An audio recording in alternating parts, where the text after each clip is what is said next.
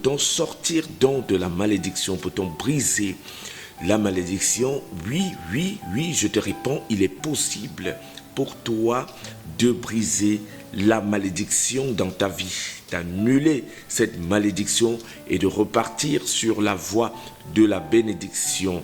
Pourquoi? Parce que dans Galates 3, verset 13, il est écrit que Jésus-Christ s'est fait malédiction sur la croix pour que nous devenions bénédiction.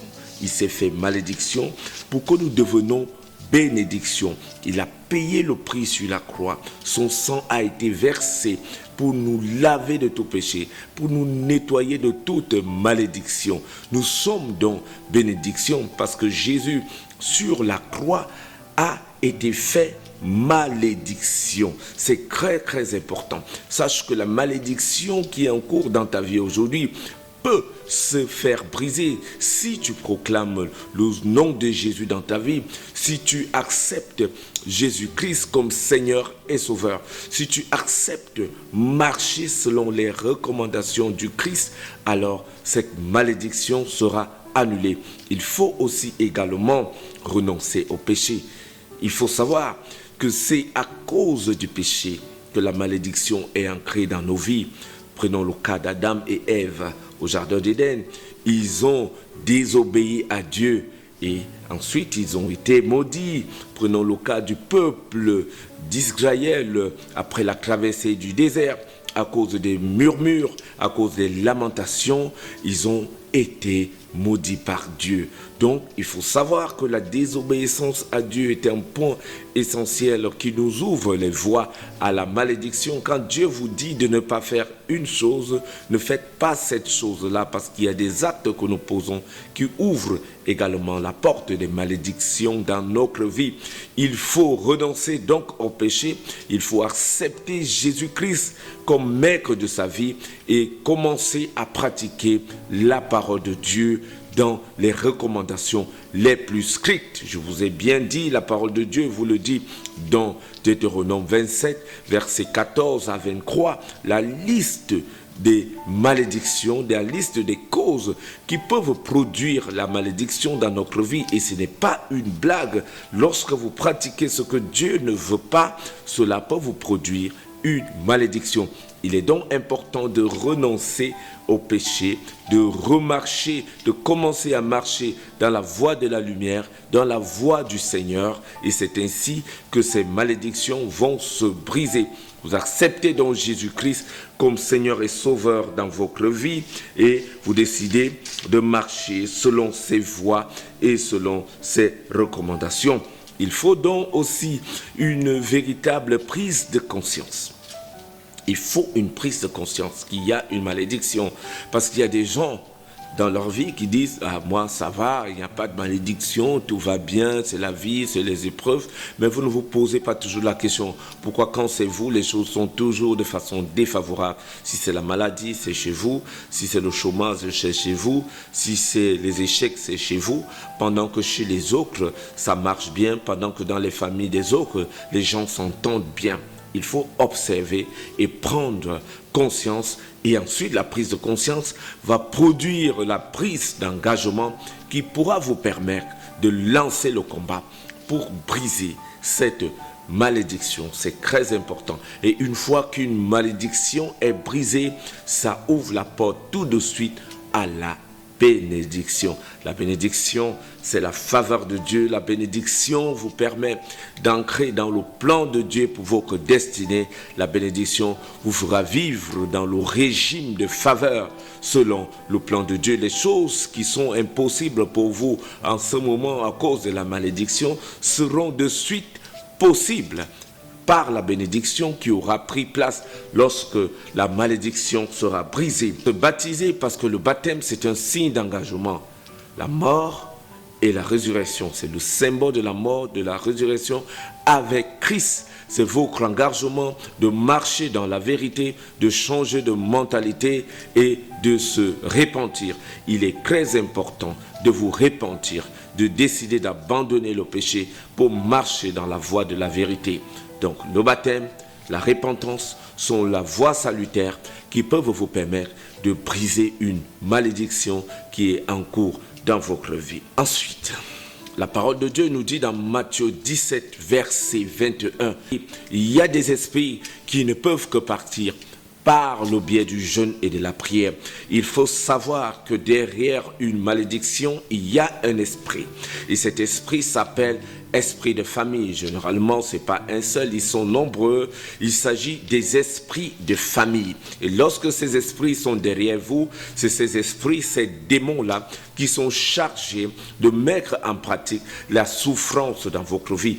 Ils vous combattent dans tout ce que vous faites, que ce soit dans la vie professionnelle, que ce soit dans la vie conjugale, que ce soit dans la vie amoureuse, que ce soit dans votre vie de famille, qui plantent des maladies dans les vies des personnes. Vous allez faire le tour des hôpitaux, vous portez des maladies. C'est ces démons, ces esprits de famille qui sont là pour vous faire passer une existence difficile. Alors la parole de Dieu vous dit dans Matthieu 17, verset 21, qu'il est possible de chasser ces esprits de famille qui conduisent, qui pratiquent la malédiction dans votre vie par le jeûne et la prière.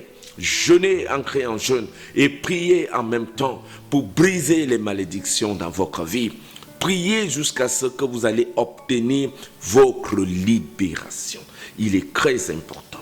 Commencez le processus de prière et de jeûne. Je n'ai pas dit la prière seulement, je dis la prière et le jeûne parce que Jésus-Christ a donné ces deux clés. Ces deux clés très importantes, mon frère, très importantes, ma soeur, pour briser toute forme de malédiction, pour chasser ces esprits de famille qui sont derrière la malédiction. Prenez le jeûne et priez pour briser cette malédiction. Et priez jusqu'à ce que vous obtenez la libération totale.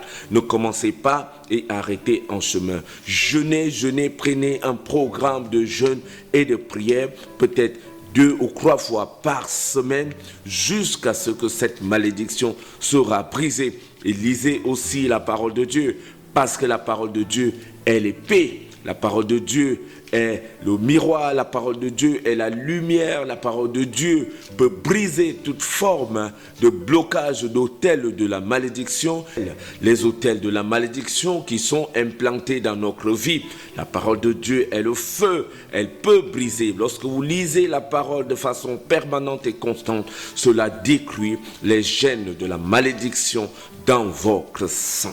Il est très important de mettre en pratique ces recommandations, mon frère, ma soeur, pour ancrer dans le régime de la bénédiction. Lorsque vous êtes dans le processus pour briser les malédictions dans votre vie, vous avez pris le jeûne, vous priez, il est important de proclamer les paroles de victoire, de proclamer les paroles de bénédiction.